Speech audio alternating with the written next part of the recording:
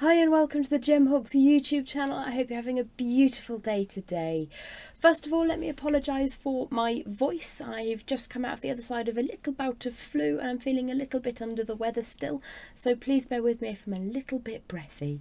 For today's free tutorial here on YouTube, I would like to share with you my Tribal Fringe Bar Necklace. It's an old classic and an easy technique to master, so it's a lot more comfortable than it looks. We're going to be working with just basically 1 gauge of wire to make the fringe, and then you can use whatever size beads you want. I've made this as a bar necklace. If you make them 360 degrees, it gets caught in your hair, so we're going to make it as a bar across the front of the design, and then you can add either a strand of beads or a piece of chain as I have. Let's head down to the board and check out this really easy technique. For simplicity today, I've just added some beading thread, and then I've got crimp cover and a little protector at the end on the little section in the middle. You can simply put that onto a 1mm 18 gauge wire if your beads go on. In terms of material, I'm using 0.8mm gauge wire, which is equivalent to 20 gauge, and the beads I've used in today's video are 4mm faceted pink agates, just because I like the contradiction between the hot copper, the bright pink, and then the dull bronze on the chain. You can obviously use whichever colourway works for you best. We're going to be using some basic tools today. I've got a couple of pairs of chain nose pliers. You can use round nose pliers, or you could use your memory wire finishing pliers, or you could even go for the standard, let me just grab them for you, the multi-step bail makers as well. Whatever makes you happy. You're going to need some good cutters, and I'm also going to be using a mini block and a chasing hammer, as well as a very inexpensive nail file just to take any sharp bits off the end. I promise you though, it's a very easy technique and it's just a case of repeating it. Now the bar I've created here in the centre measures approximately 3.5 inches across. You can make that much wider if you want to, but it is super effective at this size. And to create this, I used 20 pieces of wire, which is 21 beads on the main bar, but I've then added in some rosary connectors at either end of the chain, so you'd need another 4 if you wanted to do exactly the same design. And then I've just made a little S-clasp as well. So let's just pop that up out of the way slightly. The main idea is that you do the same thing, but then you do it lots. So let's find our wire. I might actually just move that off the board so I don't send it flying. So we are working today with 0.8mm or 20 gauge wire, and I have an 8-inch length here. So I'm just going to grab one end and give that a couple of warms through, just to make sure that I'm happy that that's flexible and ready to go. You can at this stage make sure that you have flush cut ends. However, I wouldn't really overly worry about it because we will be trimming the ends away later. Now for the first time in almost forever, I'm going to use a ruler instead of eyeballing something. I'm going to take a measurement at about 3.5 inches from one end, so just under halfway, and we're going to pop a right angle bend in. So you've got a short side and a longer side. Then we're going to use our round nose pliers or our bail makers, whichever you prefer, and I'm going to make a small loop. You could also use, like I am today, some memory wire finishing pliers. You just need to make sure if you're putting this on a bar of wire that it is in fact large enough, the loop, to go onto that wire. So that will slide over a 1.5 or 1.6mm gauge wire really easily. That wouldn't be an issue. But just keep that in mind if you are using a round form that is particularly tiny. So now you can switch to whichever of your flat facing chain nose pliers you prefer to use. We're going to grip across most of that circular form up at the top, and I'm just going to open and close my pliers on it a handful of times to add a little bit of residual strength.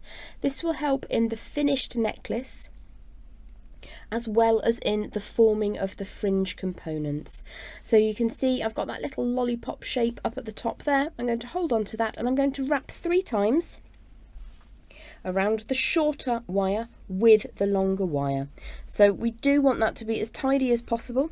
So I'm just going to draw that around. I need to tilt it like so, just so that the wire doesn't scratch the work surface. That's a second time just bring that all the way around, and then we'll go for a third time, by which time you should have approximately the same length. If one is still very much longer, you can take that round another half turn maybe, until they look very similar. Now, because I'm not feeling super, my coils have gone a little bit baggy. You can fix that super easily just by contracting that little spiral, that little springy coil up.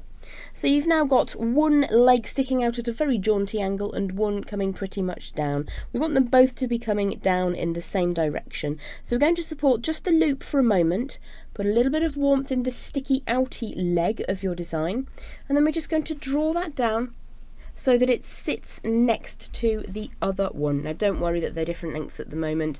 I'll show you a technique where you can gather them all together and just trim them to length. It is of course a tribal style fringe necklace, so they don't have to be the same length. You could have that quite chaotic if you prefer. A little bit of chaos now and again is great. So I'm just smoothing both of those wires through, primarily because I want that top section to sit as neatly as possible. Now you can see that my loop isn't sitting perfectly centrally, so I'm just going to push that over so that it sits in the middle of that spiral section, so that when we put that onto either the bar or that beading material later, we're going to have those prongs in a reasonably straight downwards. If I hold it in its final orientation for a moment, let me just grab that loop. They're coming down and away from the loop. So what will happen when you make 20 of these, put them on your wire or your beading thread with a bead in between, one at each end. So for 20 pieces of wire you'll need 21 beads. You can just take a second to give that a teeny tiny straighten up, make sure you're happy, and then we'll put them all into the necklace design and take the next step from there. In the next step, I'll show you how to get all of the wires the same length if you want them to be the same length, and I'll show you how to process them so that you get this lovely gentle arc and high shine on the metal. Now, I've chosen to work with raw copper today. A couple of reasons. First reason I love raw copper is how it works in your fingers. It's beautifully soft and fluid and will take any shape that you ask it to, and over time, unless you seal it, it will develop its own natural patina. Some people have oils in their hands which mean that the copper will patina much more quickly. If you want to keep that hot, vibrant pink colour of raw copper, you can wax it to keep that colourway. But like I said, I really like it when it goes darker. So let's have a look at how to turn each one of those individual wire pieces into its own part of the fringe. So I have just a couple of fringe components in my hands right now, and you can see they're quite uneven in the length of the little downward parts, which is absolutely fine. So what I would do after I've made all 20 of these pieces, I'd make sure that those two legs are quite close and straight. You can give them a smooth through or you can use a wire straightener. We'll hammer them later, but for now I want to get them all the same length. So I would feed them onto a piece of scrap wire. The reason I use wire is that it's likely to be straighter than a piece of cord. I'm then going to grab my scrap pot and just pinch them a few at a time, using one as a guide length, and then take them all to the lowest common length that you've got there. So they don't need to be absolutely perfect if you don't want them to be, but it is a useful way of making that happen. So once you've got them in that sort of similar length, we're going to apply a little bit of hardening to them, just to allow, when we start to shape them, the kick will last longer. So at the moment you can see that that's still a little bit gnarly. If you have some pliers which have a piece of plastic in them, you can absolutely use those. I've forgotten the name of the plastic because my brain's mush. Give that a draw through. Is it vinyl? Might be. And you can see what I'm doing is I'm smoothing it. It's getting a bit of a curve on it, which is not a bad thing. We want a little bit of a curve on it later, but the main thing is we're getting that as straight as possible. Now, if you find that there's still some little kinky bits that don't straighten, even though you repeatedly ask them to be straight, you can just give them a little bit of a manual assistance with any flat pliers, and you'll find that that will work out reasonably quickly for you. So let's apply the same treatment to this second sample. And because the kink is coming slightly towards me, what I'm going to do is grip hold of that and then just pull away at the last minute. And you'll get a curvature, but it's a much more smooth arc. You can generally get them looking pretty good by hand quite quickly. So let's get all 20 of those done in a row, and then we're going to apply a little bit of work hardening to them. So I have got my little mini Impress Art block, and I'm not going to hammer too close to the top at all. I'm just going to lie that across. Now this was an 8-inch piece of wire to begin with, so that's probably not far off what I'm going to need anyway, just all the way across. And I'm going to strike down and slightly away.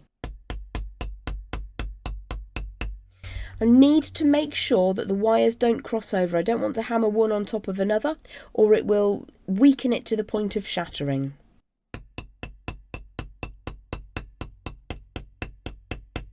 Now you can make this in much heavier metal. Let me just grab a little sample. This is a piece of raw copper that is a 1.6, or I think that's about a 12 gauge, which I've absolutely mashed. I've hammered it really, really hard because I wanted some little diamond-like facets on it. But towards the end there, you can get it to splay out. Now that's a different tutorial altogether.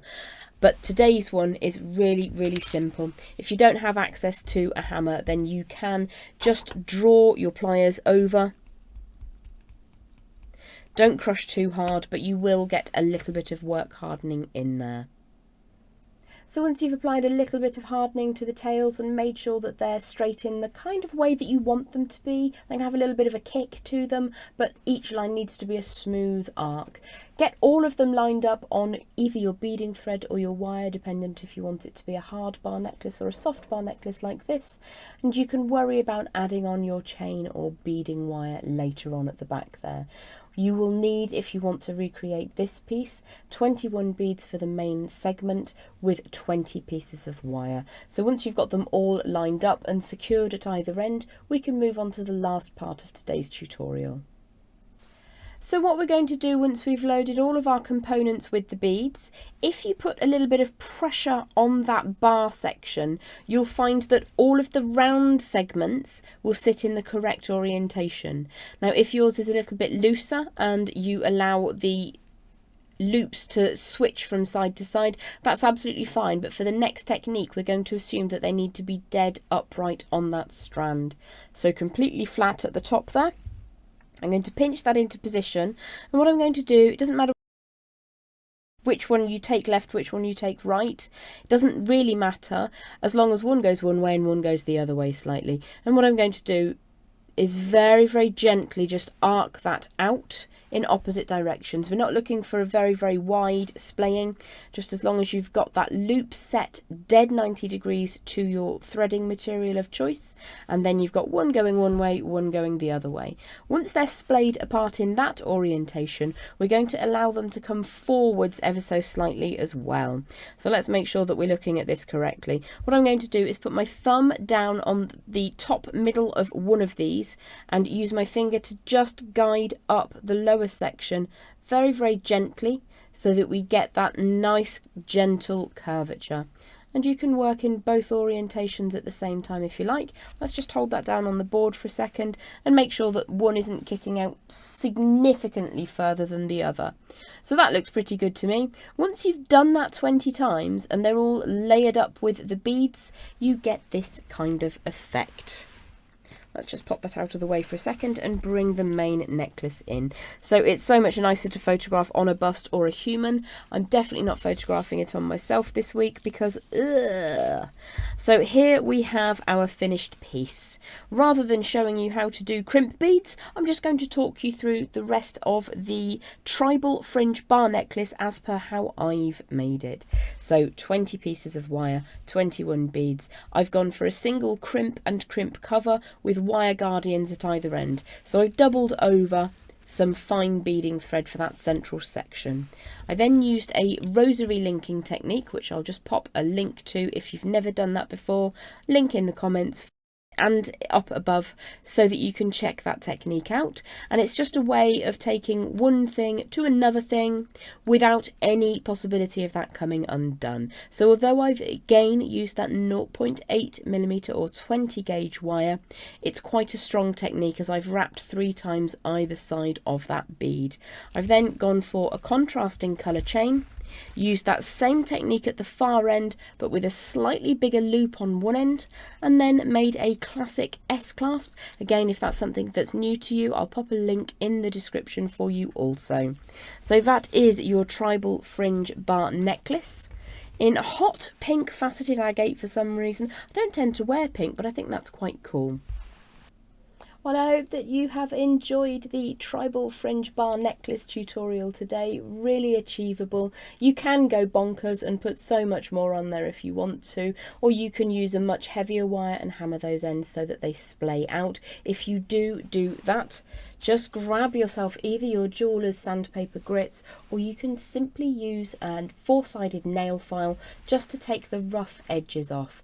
If you're wearing it in a way and you're not going to be filing it, make sure it's flush cut and there are no nasty sticky outy bits. Now, it's not the type of design that you're going to want to wear with your great grandmother's antique vintage lace wedding dress, but it is a really cool to look at piece. Surprisingly comfortable because of that arc where the ends of the wires come away from the body.